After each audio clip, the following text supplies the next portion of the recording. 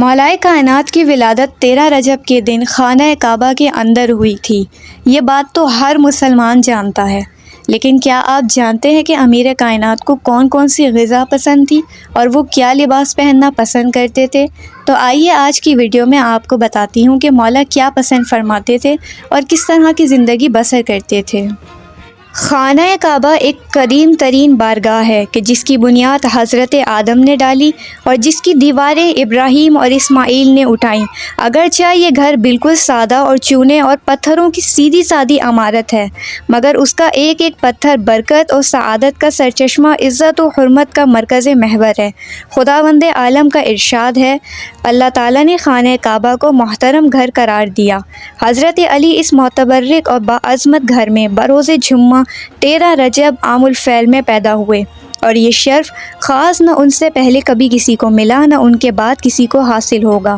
محدثین و اہل سیر نے اسے حضرت امیر المومنین کے مختصات میں شمار کرتے ہوئے اپنی کتب و مصنوعات میں ذکر کیا ہے۔ جب حضرت علی علیہ السلام کی ولادت کا وقت قریب آیا تو اس وقت خانہ کعبہ کے پاس آ کر فاطمہ بنت اسد تشریف لے آئیں اور خانہ کعبہ کے پاس آ کے کھڑی ہوئیں۔ ابھی ایک لمحہ بھی گزرا تھا کہ انہیں کے چہرے پر گھبراہٹ کے آثار نمودار ہوئے۔ لرزتے ہوئے ہاتھوں کے لیے اٹھائے اور مضطرب نگاہوں سے آسمان کی طرف دیکھا اور بارگاہ خدا میں عرض کی، اے میرے پروردگار، میں تجھ پر اور تیرے نبیوں پر اور تیری نازل کی ہوئی کتابوں پر ایمان رکھتی ہوں۔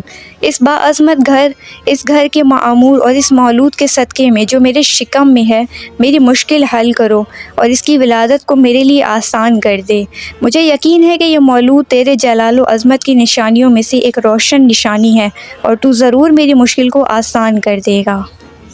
عباس بن ابو مطلب کہتے ہیں کہ جس کے بعد ہم نے دیکھا کہ فاطمہ بنت اسد اس دعا سے فارغ ہوئیں کہ خانہ کعبہ کے عقبی دیوار شق ہوئی اور وہ بغیر کسی ہچکچاہٹ کے فوراً اس نئے ادر سے اندر چلی گئیں اور دیوار کعبہ شگفتہ ہونے کے بعد پھر اپنی اصلی حالت میں پلٹ آئی، گویا کہ اس میں کبھی کوئی شگاف پڑا ہی نہ ہو۔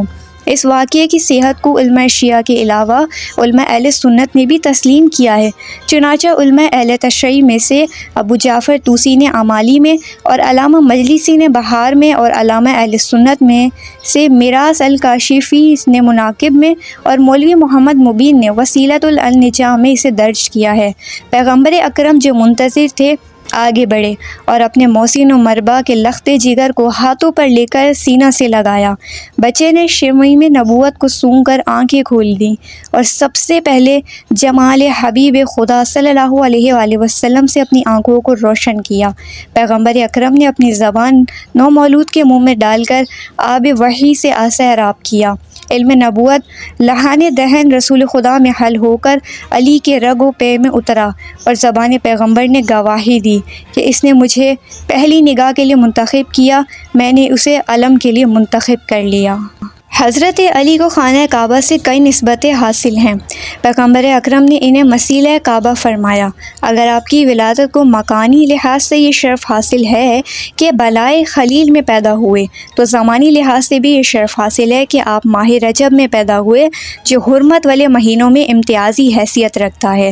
اس مہینے میں 27ویں تاریخ کو پیغمبر اکرم کی بعثت ہوئی اور دعوت اسلام کا آغاز ہوا۔ یہ ولادت و بعثت کا زمانی اتحاد علی اور اسلام کے اتحاد باہمی کا آئینہ دار ہے۔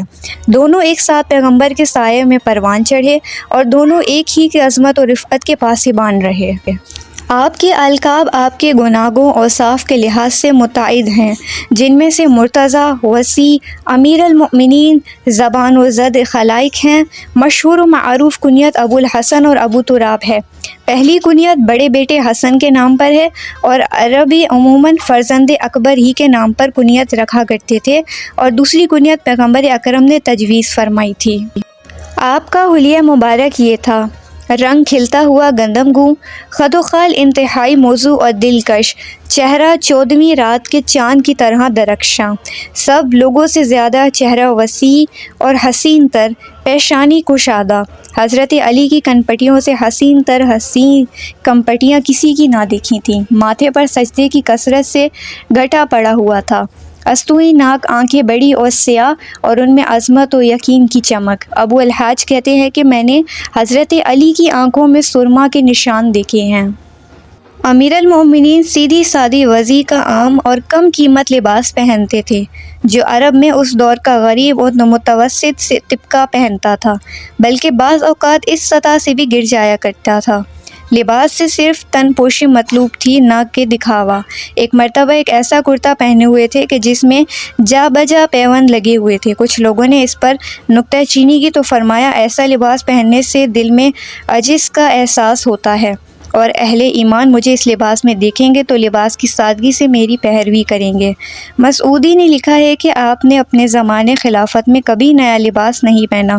عام پوشش تہہ بند کرتا اور چادر تھی۔ سر پر عمامہ زیادہ پسند کرتے تھے اور فرماتے تھے کہ عمامہ عربوں کا تاج ہے۔ حضرت علی داہنے ہاتھ میں انگوٹھی پہنا کرتے تھے۔ انگوٹھی کا نگینہ کبھی یاقوت، کبھی فیروزہ، کبھی حدید چینی اور کبھی عقیق کا ہوتا تھا، اور نقش و خاتم الملک اللہ تھا۔ بعض روایت میں ہے کہ اللہ المالک تھا۔ دست مبارک میں تازیانہ یا درہ رکھتے تھے اور خطبہ دیتے وقت کمان یا تلوار پر ٹیک لگا لیتے تھے۔ لباس کی طرح آپ کا کھانا بھی بہت سادہ ہوتا تھا۔ عموماً جو کی چھنی ہوئی آٹے کی روٹی اور استو پر قناعت کرتے۔ روٹی کے ساتھ ناخنوش رش کے طور پر کبھی نمک، کبھی سرکہ، کبھی ساگ پات، کبھی دودھ۔ گوشت کا استعمال بہت کم کرتے تھے۔ امام محمد باقر علیہ السلام فرماتے ہیں کہ امیر المؤمنین مہمانوں کو گوشت اور روٹی کھانے کو دیتے اور خود جو کی روٹی سرکہ یا روغن زیتون کے ساتھ کھانا کھاتے۔ حضرت علی ابن ابی طالب کو تعلیم و تربیت کا جیسا گہوارہ نصیب ہوا دنیا میں کبھی کسی کو نصیب نہیں ہوا۔ لیکن اس بات کا ذکر ہم اپنی آئندہ آنے والی ویڈیو میں کریں گے کہ امیر المومنین کی اس قدر علم کی وجہ آخر کیا تھی۔ 13 رجب آپ سب لوگوں کو بہت زیادہ مبارک ہو۔ اگر آپ کو اسی طرح اسلامی نالج حاصل کرنے کا شوق ہے اور آپ اسلامک ویڈیو میں انٹرسٹڈ ہیں تو پلیز میرے چینل کو سبسکرائب کر لیں تاکہ ہر ویڈیو بآسانی آپ تک پہنچ سکے، اور اپنے لوگوں کے ساتھ میری ویڈیوز کو شیئر ضرور کیجیے گا۔ ملتے ہیں نیکسٹ ویڈیو میں، تب تک کے لیے اللہ نگہبان۔